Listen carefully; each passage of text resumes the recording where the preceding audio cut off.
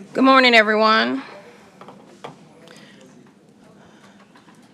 I knew that Commissioner Wright, he's been my partner in these meetings. So Commissioner Mills, excited to see you here with us this morning. We'll go ahead and get committee number one started, a Budget and Finance Subcommittee, and I think we actually just have one presentation today. And we'll bring up our lovely trustee, Regina Newman. Thank you so much, Madam Chairman. Regina Newman, County Trustee. I wanted to introduce a couple of people. One you have seen probably a lot, Leslie Pannell, who worked in IT, who is now our Manager of Budget and Control, and Joseph Lee, who's our Director of Remittance. So I wanted to go ahead and introduce them and the rest of the staff. They can wave. Okay. So you should have a budget presentation before you for FY26. The statutory and charter duties of the trustee are listed on page 2. We always include that. Our requested budget, proposed budget for FY26 includes the following. The personnel change of $486,081. That includes 2 positions. All the details are on page 4. We are requesting a reduction in the office's salary lapse restriction because several years ago it was $150,000, and this current fiscal year it's $474,000. This is not something we can maintain. So we are asking for a lapse restriction of no more than $170,000. The budget increase associated with that is $304,189. So that is the majority of what we're requesting in this budget is a decrease in the lapse restriction. We are requesting one additional tax collector. The numerous community programs we have, tax freeze, tax relief that have been, and wheel tax rebate. Obviously, the income limit for tax freeze was nearly doubled and raised. Thank you so much for that, and the senior citizens are appreciating that. However, there are a lot more applying as anticipated, and we have a limited time with the state. Those applications are usually due by the 5th of April. We have to get them to the state usually by the 5th of May. And so all of them have to be, for all the seniors that waited till the last minute to apply, all of them have to be processed in a month. So we're asking for a tax collector for that. The income limit for the wheel tax rebate was also increased. So we have more people, a lot more people applying for wheel tax rebates. And the processing of the property tax matching program. So this is all a seasonal matter. However, that tax collector can be used for collections the rest of the year, as we've somewhat used some of our tax collectors as accountants as we've had vacancies there. We are in need of that additional tax collector, and for whatever reason, budget requires us to enter the top of the range as the request. That's not what we anticipate paying. Obviously, I don't even think they'd let us bring them in at this range. But so that's the $70,262, including fringe. We're also requesting one public information officer. All these programs have also led to the need of a public information officer, which we've never had. It's just not something that I think we had a half of one for a little while several years ago as a part-time temp, but that is, we deal with the public possibly more than anyone, and we need that public information officer, and that's also listed at top of the range, which we don't anticipate would be the entry-level salary for someone. So the total budget increase, including the lapse restriction, and the 2 positions is $486,000 and $486,081. We have O&M changes, which are essentially matters that come up annually that are beyond our control. We have postage increase, which we've listed at $16,000 anticipated. We have a PC refresh payment due in the coming year. That is $70,000. We have some contractual maintenance increases on some of our equipment. It's $12,000. We are implementing 3 new kiosks this year. They will be coming before you shortly, and those were in the budget. So we want to get those out, and the additional courier pickup for those is $15,000. So the O&M increase requested is $113,000. And we have an anticipated increase in the tax relief matching program for the entire year of 185, which previously was funded on grant. So those are the major increases. As you can see on page 3, those are the items listed in the middle column for FY26 increase requests totaling $784,081, leaving our revenue, trustee commission and fee revenue turning back to the county of still over $14 million. On page 5, we have CIP requests. We need to replace a OPEX machine. We are not getting rid of the one we have. We are setting up an emergency disaster recovery center as the county would need. And so the current one would be transferred out to that facility, but this is $126,000 in CIP that will be requested. Replacement of our office cubicles, we are revamping. During COVID, we discovered we could only fit 6 people in our reception cashiering area, socially distanced, and so we would like to decrease the office space in the back, move some of the people upstairs, and increase the cashiering area. So all of this is going to take a little work, and so that cost is estimated there. It is also time for us to replace some of our accounting software. It's no longer being supported. We would be looking at gathering information, as it says, requirement gathering for FY26, and then the actual CIP we would like to get into the budget for FY27. So those are the CIP requests. I have an update on page 6 on the Greater Memphis Financial Empowerment Center, which is going strong. And although this report right here says 5.99 million, we had 6 million yesterday. So very happy about that. Historically, the budgeted positions for the trustee's office are on page 7. In fiscal year 2011, we had 96. We currently have 77 and a half. We have several part-time permanent people. And we are requesting 2 for the coming year to put us at 79 and a half.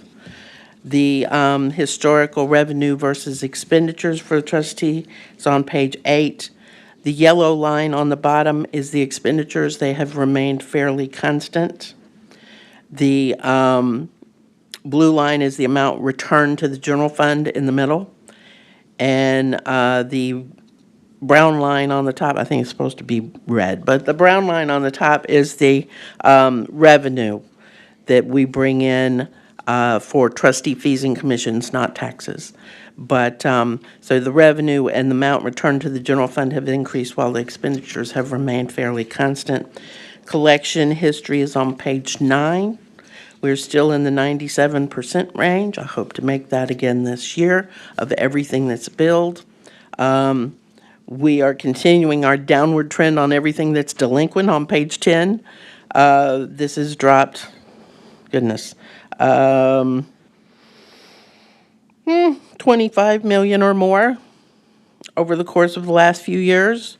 And we continue to plug away at eliminating what's delinquent on the county's books. Earlier, also, Commissioner Wright, at a meeting I was at, asked us to identify the artificial intelligence usage in our office. So on page 11, we have that listed as best we could remember. Probably used some other things, but it's like off the top of our heads, this is it. So we established the virtual assistant in 2020. We added the chatbot to the website in 22. We have utilized, and we will continue to utilize Tableau data analysis to provide us with the ability to efficiently locate our remote cashiers during tax season It measures, volume, not necessarily dollars, but number of people. And our future kiosks as to where they will be, and I think we already know that, but we've used this to locate the future kiosks as to who pays cash, how many transactions there are in various parts of the city and county. We utilize AI for revenue forecasting. We use it for setting our monthly goals for tax collectors. Each tax collector has a goal as to collections. For analyzing uses for Copilot, we are currently analyzing uses for Copilot by Microsoft for FY26. And the new kiosk technology that we are looking at, and we're piggybacking off someone else's contract, is has a virtual customer service representative in it, and it can also link immediately to a human. If someone's sitting at a kiosk at Bartlett or Whitehaven, wherever it is, and so they can get somebody in the office on phone, on the kiosk. So that's our budget request for the year. We would greatly appreciate it if you would approve it. It's all very necessary.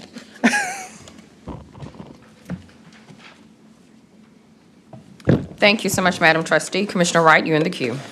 Thank you so much, Madam Chair, and good morning, Madam Trustee and staff. Thank you for your presentation. Certainly appreciate that last slide. That's sometimes you wonder if anyone listens, and you do, so that's great. Love this so much. Great that we can kind of just, put the assets where they're most needed, and that's just wonderful. Had a question quickly on, let's see. On the kiosk, you're asking for the armored courier. Is that a one-time, just moving it to its destination, or? Regina Newman, County Trustee, that's the annual increase in the courier contract for the pickups that are needed, whether daily, during tax season, or weekly, whatever it needs to be. So that's for adding 3 kiosks to the pickup schedule for the county, as we pick up from all the offices. So I've never Yeah. used the kiosk. Is that sort of like a reverse ATM machine? That's a good description. Okay. It takes your money instead of spitting it out. The former kiosks we had, when I was trustee the first time, we had gotten up to about 14, I think. And they continued to be used, and my predecessor had decommissioned them. The technology had gotten old, was less secure, et cetera. So we have been trying to get kiosks back. We started during COVID, and there were no computer chips. We actually signed a contract. You guys approved it. We didn't have to spend anything because they never could make them. And so here we are still trying to, and the money has been available during this entire period. So we are getting 3 this year, and we'll reevaluate where to put them, but we had evaluated that with Tableau some years ago. But the new ones will take cash. And a lot of our senior citizens, and most of our clients are senior citizens, a lot of our senior citizens don't like paying on the web. So while that grows for our younger folks and taxpayers, they really like paying on the kiosk. Of course, it's still on the web, but they can go up to it, they can make their payment, cash, card, whatever it is, and get a receipt in their hand. So that's why the taxpayers like it. They get a receipt in their hand. They don't have to wait for something to be open and come downtown or anything like that. And so it would be out across the county at times of the year that are not tax season. Well, certainly in tax season, but also times of year that are not, where they would have to come downtown as our only option or pay online. So, Thank you, Commissioner Wright. Commissioner Mills, you're in the queue. Thank you. Thank you for your presentation. I want to focus in on the salary restrictions. Over the last, at least, I know they've gotten bigger over the last 3 years. Triple, I did yeah. not, yeah, I did not vote for our budget last year. This is getting out of hand. I know the sheriff, it's been over 100 million. Y'all can't operate like this. no. And I know we spent a lot of our Wednesdays in Nashville trying to stop this. What specifically is this doing to your office? Because I think you've got, percentage-wise, one of the larger percentage of salary restrictions. Regina Newman, County Trustee. you may recall that we were here in December, I think, to move money from O&M to salaries. We could not hire.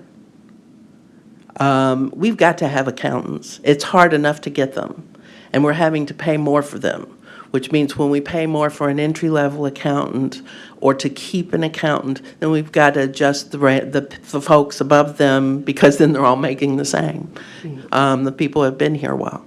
So we can't do without them.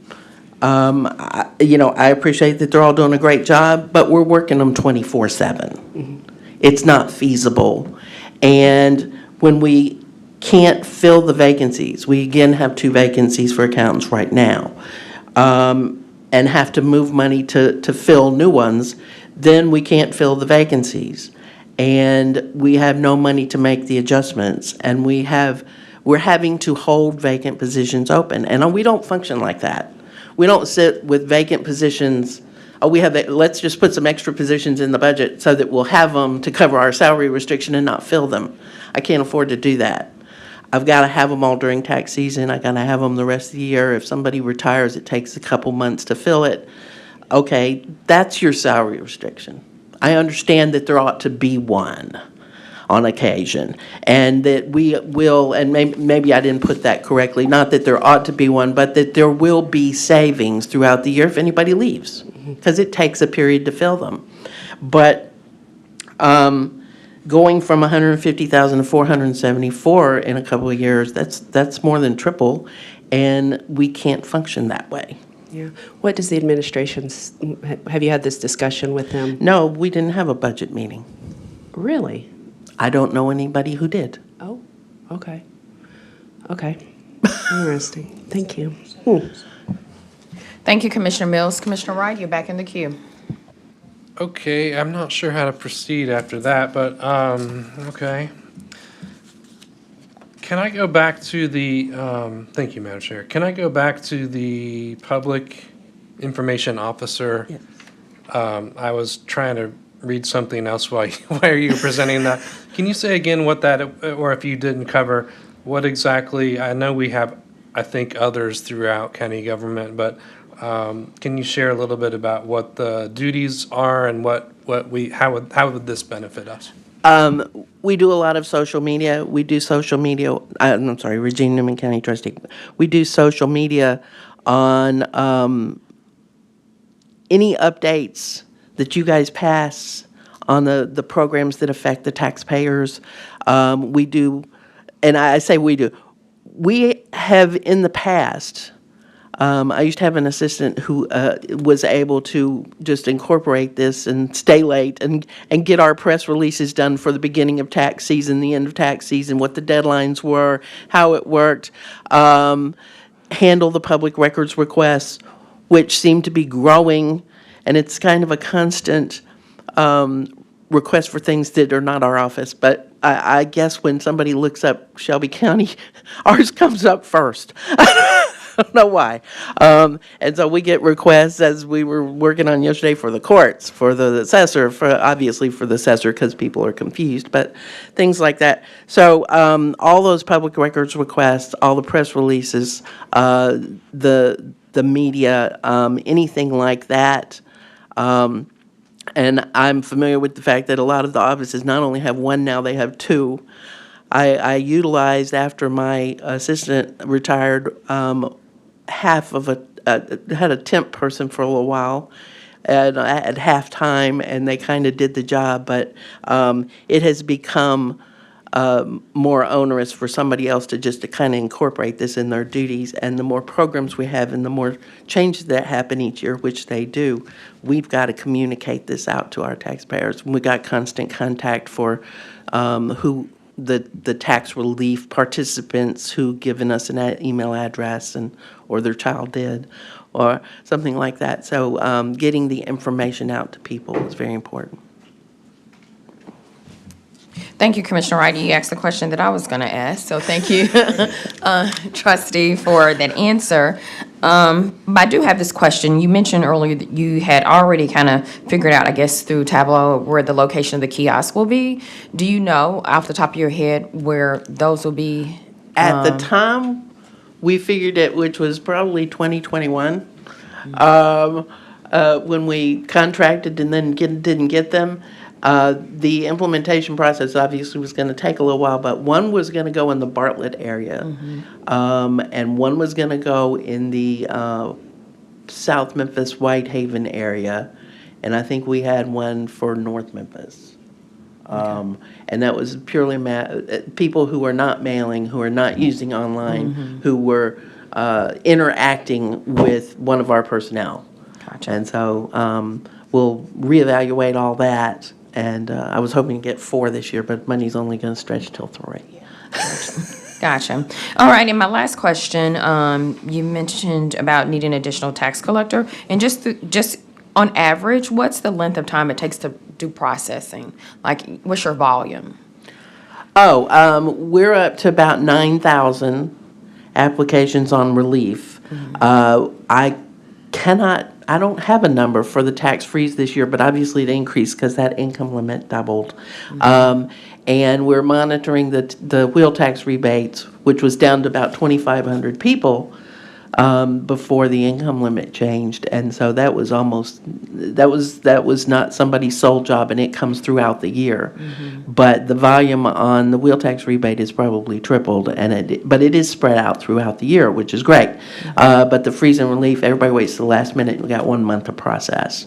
So I can get you the number on the number of freeze applicants this year, which is much larger. Thank you, I appreciate that. I don't see any additional commissioners in the queue, so trustee, thank you for your presentation. Very thorough. Thank you for the presentation. Thank you for your staff being here to support you. Thank you.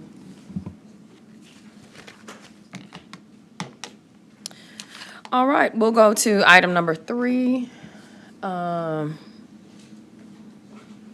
Deputy Director Michael Thompson.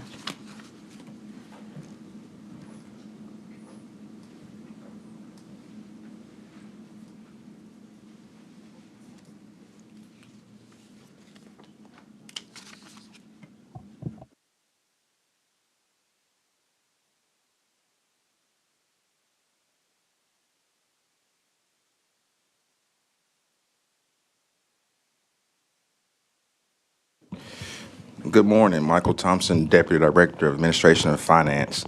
I don't have anything specific to bring to you all this morning other than to let you know that this budget season, has been going well. We have been working with the divisions and the elected officials to ensure they have communicated their needs to you all, but also to the budget team so that we can compile our annual FY26 proposed budget. You may have seen in the papers recently some information surrounding how much property taxes XAI will pay. That was in a Daily Memphian recently. So as we get closer to the trustee presenting her FY26 preliminary property tax projections on next week, I think at this next meeting, well, the one on the 23rd, we will then know what our expected collections are. And then I'll be able to compile a proposed budget. And as we know, the mayor will present that on April the 30th. So that's right around the corner. I'm happy to take any questions, or if anyone has anything that they would like to discuss, I'm here. Commissioner Mills, you're in the queue. Thank you. I want to make sure I heard you right. You said you have met with elected officials with their budgets? Michael Thompson, Deputy Director of Administration and Finance. I have met with some, and I still have a few meetings to have this week and also next week. So yes, everyone has had or will have the opportunity to speak with me. Okay. Talk to me about salary restrictions. I hope we're not going to use those to balance the budget like we have in the past. Michael Thompson, Deputy Director of Administration and Finance. The appropriate term that we will use going forward is budgeted vacancy savings. The budgeted vacancy savings is a normal and customary methodology used by all bodies, governments, educational institutions, etc., to ensure that they get the benefit of vacant positions that exist at the beginning of a budget season if they will not be filled. So we will have budgeted vacancy savings in the FY26 budget. I cannot tell you the amount because you all determine the amount of budgeted vacancy savings.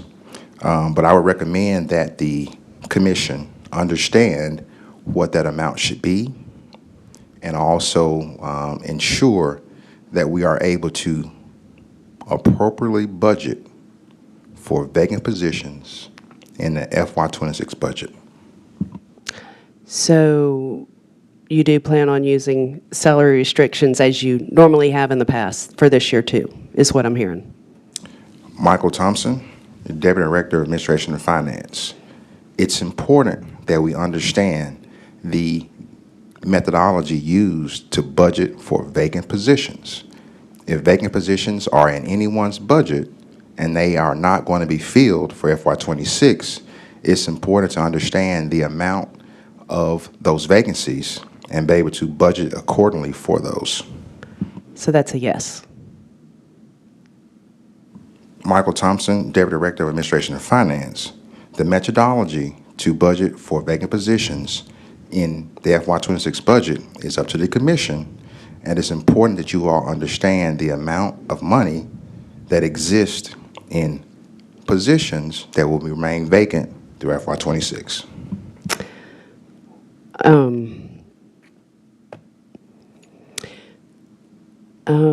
Okay. I'll talk to you later. Thank you, Commissioner Mills. Deputy Director Thompson, so you mentioned that you're still meeting with electeds. We have had some to say that they haven't met with you as of yet. We would like to, I guess, are you planning on getting those done within the next, really a week, considering that the budget should be presented on April 30th? Is that the goal? Michael Thompson, Deputy Director of Administration and Finance. Yes, that is. I actually have a full calendar this week and next, meeting with election officials. I'm actually going to some of the offices to be in their areas so that we can get down to understand their needs. For example, I have criminal court clerk coming up. I have the sheriff department coming up, and various others as well. Is that same thought process regarding meeting with commissioners? I do know that there were some that early on that asked for meetings in the beginning of this process. Don't know if that has happened or not yet, but just wanted to put that back on the radar. Do I have to say my name again? We do have a listening public, so. Michael Thompson, Deputy Director of Administration and Finance. Yes, I have met with some of you all. If anyone has not met with me, I'm happy to work with you to get on the calendar as well. May I suggest that you reach out to those that you have not met with, just so that they can, for those who want to, at least they have another alert about it before we get into the next phase of this budget process. All right. Thank you so much. I don't see any additional commissioners in the queue, so that actually concludes this budget subcommittee. Thank you, everyone, for your time, and we will see you next week, same time. Thank you.